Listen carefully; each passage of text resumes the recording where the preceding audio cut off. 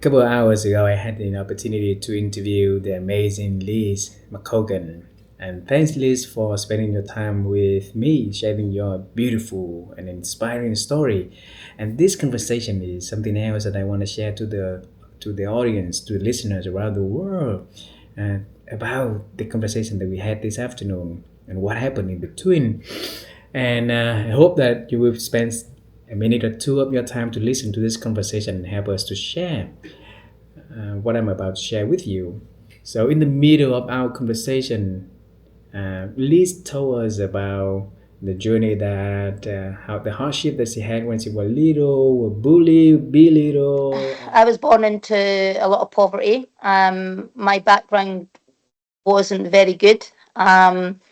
We were evicted, kicked out of houses from place to place because my parents could afford to pay rent. We didn't have any electricity. Um, Sometimes we didn't even have bathrooms in the places that we were staying.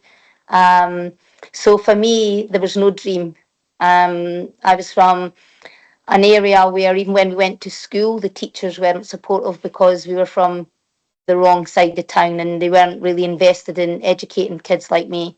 So for me, there was absolutely no dream whatsoever. I wasn't one of these kids that grew up with role models and dreaming to be an athlete. I got into athletics by chance. As a Mm. punishment. Oh. Our PE teacher used to make us go for cross country runs. Um, we didn't get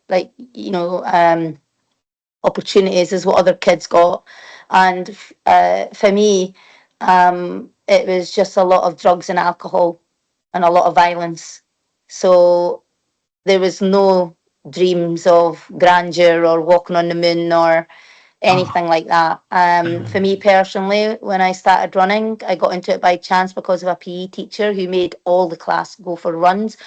And he noticed that I'd be one of the very, very few girls that would just go and run to dropped. I would never give up. I had like a bit of this sort of like attitude of, um, I just never gave in. I was stubborn. I was a really stubborn child. If someone told me no, I would say yeah.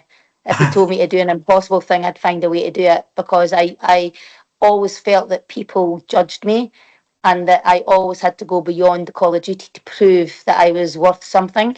Mm. Um, so for me, running was an escapism. It didn't cost anything. I could just run with the shoes, although I didn't have good training shoes or whatever. I could just run out the door and I'd be free of everything around me because I was just in my own little world of running, and it suited me because I was able to really be hard on myself. I'd be able to push myself. Nobody else could do that with me.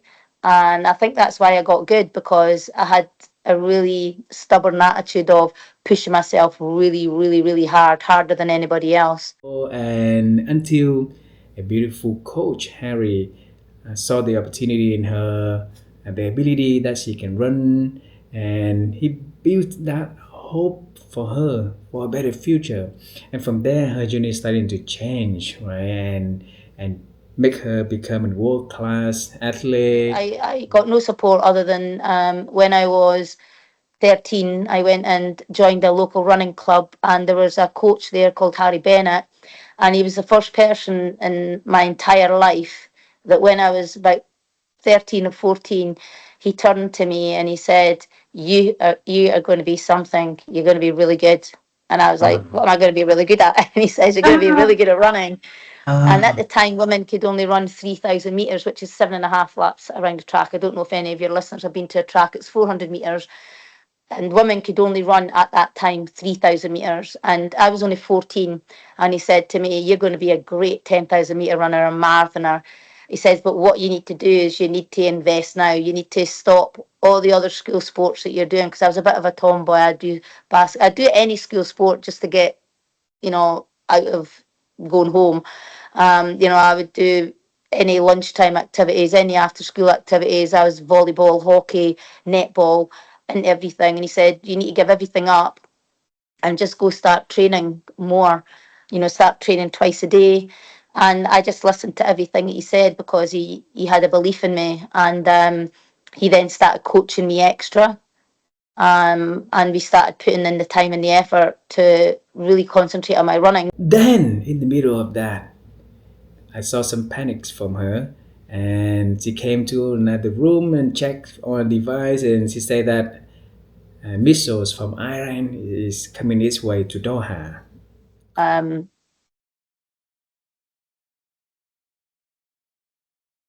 okay, it's getting a bit crazy here. Sorry. What is That's all that? that's the alarms going off now. For the government are sending out alarms to everybody to tell us that we're getting missiles sent into Qatar now. So the Qatar army are defending missiles that have been Wow. launched from Iran into Qatar. Wow. So Yeah, so sorry to hear that. So should we continue or should we wait?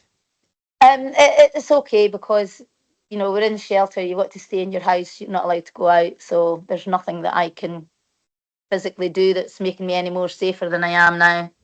Crazy world, right? Here we're talking about human spirits. Here we're talking about the power of sport. Here we're talking about the pursuit of excellence and resilience and missiles from Iran is coming to Doha.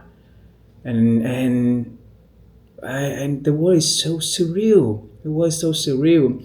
So help us to share this story. Help us to pray so that we can bring political leaders out there to think again about their actions and stop the nonsense of all these deadly wars around the world. So help us to do that, and thank you.